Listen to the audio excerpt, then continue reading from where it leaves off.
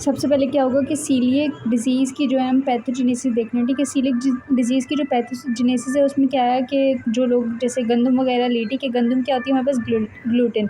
अब ग्लूटेन आ गई हमारे पास स्मॉल इंटेस्टाइन में, क्योंकि स्टमक वगैरह में ये कहीं पे भी एब्ज़ॉर्ब नहीं होती है, ठीक है। तो इसमें आई हमारे पास स्मॉल इंटेस्टाइन में। स्मॉल इंटेस्टाइन में आके ये 2 चीज़ों में टूट जाती है, एक होती है ग्लूटेनिन और एक होती है ग्लाइडिन। ग्लूटेनिन क्या होती है हमारे पास, ये होती है ईज़िली वाटर सॉल्यूबल होती है, ठीक है, तो ईज़िली एब्ज़ॉर्ब हो जाती है। और ग्लाइडिन हमारे पास क्या होती है, लिपिड सॉल्यूबल होती है और एब्ज़ॉर्ब नहीं हो पाती है, ठीक है। अब ये 2 चीज़ों में टूट गई और ये हमारे पास क्या हो गया, म्यूकोज़ा है, ये हमारे पास लैमिना प्रोप्रिया है, ठीक है। अब ये एपिथेलियम है, एपिथेलियम के ऊपर ये ब्रश बॉर्डर्स हैं हमारे, ठीक है। अब क्या हुआ कि ये एपिथेलियल सेल जो हैं हमारे पास, इन दोनों के दरमियान क्योंकि बहुत टाइट जंक्शन होता है, ठीक है। ज़ोन्यूल्स प्रोटीन का जो है टाइट जंक्शन होता है।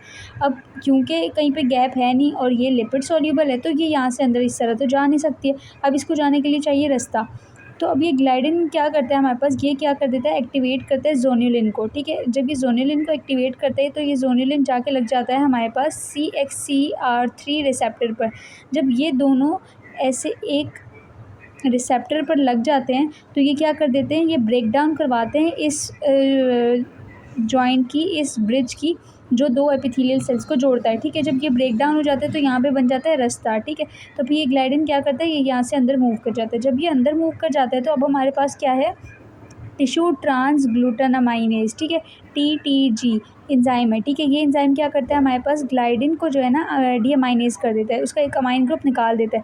जब ये इसका अमाइन ग्रुप निकाल देगा तो ये क्या हो जाएगा, डी अमाइडेटेड ग्लाइडिन, ठीक है, डी अमाइडेटेड ग्लाइडिन। अब नॉर्मल लोगों में क्या होता है, ये जो ग्लाइडिन है ना, अब ये इजीली एब्जॉर्ब हो जाता है, लेकिन कुछ लोग जिनको सीलिएक डिजीज़ होती है उसमें अब क्या होता है, हमारे पास HLA एंटीजन होता है, ह्यूमन ल्यूकोसाइड एंटीजन, ठीक है। अब ये इस एंटीजन पे हमारे पास क्या होते हैं, कुछ इसके जो ये क्या बोलते हैं जीन्स होते हैं या फिर कुछ इंपॉर्टेंट मार्कर्स होते हैं, ठीक है। वो क्या होते हैं, DQ2 या फिर DQ8। ये इसको क्या बताते हैं, ये इसको बताते हैं कि भाई ये जो ग्लाइडिन है हमारे पास ये है फॉरेन बॉडी, ठीक है।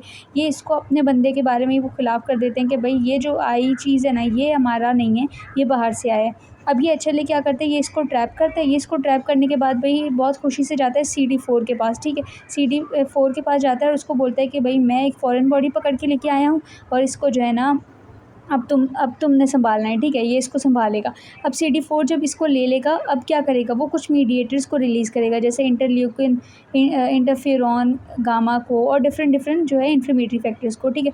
ये तो रिलीज़ करेगा कि चलो ये सारा कुछ तो हो रहा है, लेकिन इसके अलावा ये क्या करेगा, ये जो है एंटीबॉडीज़ को भी निकाल देगा, ठीक है। एंटीबॉडीज़ बी सेल्स को भी एक्टिवेट कर देगा। बी सेल्स एक्टिवेट होंगे तो क्या होगा, हमारे पास IgA एंटीबॉडीज़ अच्छा एक सेकेंड, बी सेल्स एक्टिवेट हो गए, ठीक है। बी सेल्स एक्टिवेट होंगे तो हमारे पास 3 तरह की जो है क्या होंगी, एंटीबॉडीज़ रिलीज़ होंगी। कौन कौन सी, पहले तो एंटी ग्लाइडिन, मतलब कि भाई तुम डायरेक्ट ही इसको किल कर दो, यहीं पर ख़त्म कर दो इसको, ठीक है, पहले।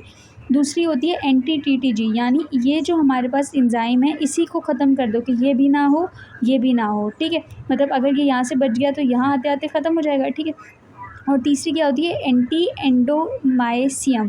अब ये एंडोमाइसियम हमारे पास क्या होता है, जो स्मूथ मसल होती है ना हमारी, उसमें जो तीसरी लेयर होती है वो होती है एंडोमाइसियम। तो ये उसके खिलाफ भी क्या कर बना देता है, एंटीबॉडी बना देता है, ठीक है।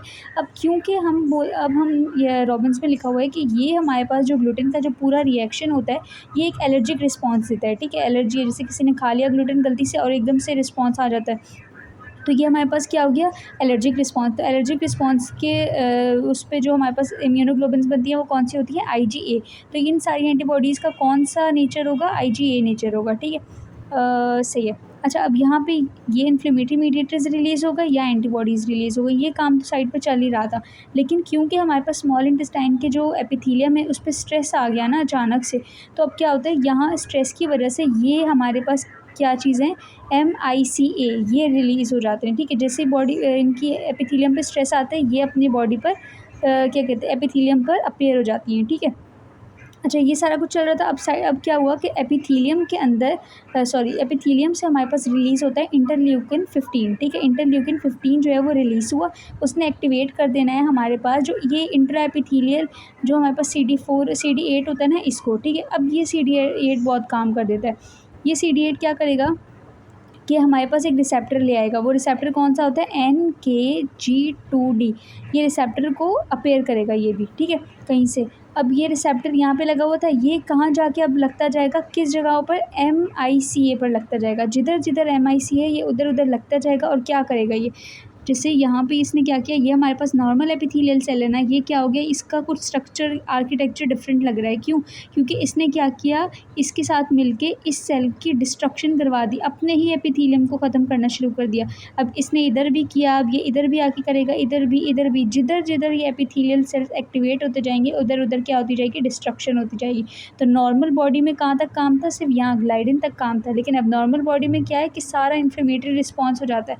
अब ये एंटीबॉडीज़ जो होती है ना हमारे पास, क्या होती है, ये ब्लड में रिलीज़ हो जाती है। जब ये ब्लड में रिलीज़ हो जाएंगी तो एक तो क्या होगा कि जब हम टेस्ट करेंगे, ठीक है, सीलिएक के टेस्ट करेंगे। अब अगर हमें सीलिएक का कोई टेस्ट करना है तो हम क्या करेंगे, TTG लिखेंगे, ठीक है, या फिर हम क्या लिखेंगे, एंटीग्लाइडिन्स लिखेंगे या एंटी इंडियोमाइसिन लिखेंगे, ठीक है। तो ये क्या हो गया, डायग्नोस्टिक फैक्टर भी हो गया। क्यों? क्योंकि ये एलिवेटेड होंगी, नॉर्मली इतनी नॉर्मली नहीं होती हमारी बॉडी में, लेकिन क्या है, ये कोई रिस्पॉन्स, कोई इन्फ्लेमेटरी रिस्पॉन्स है, उसी की वजह से जो है ये अपेयर होना शुरू हो गए हैं, वो भी इतनी ज़्यादा, ठीक है। और इसको एक तो हम डायग्नोस्टिक और दूसरा प्रोग्नोस्टिक फैक्टर के लिए भी यूज़ कर सकते हैं कि भाई ट्रीटमेंट में कम हो रही हैं, कितनी हो रही हैं। तो ये सारी हमारी पैथोजेनेसिस थी किसकी, सीलिएक डिजीज़ की।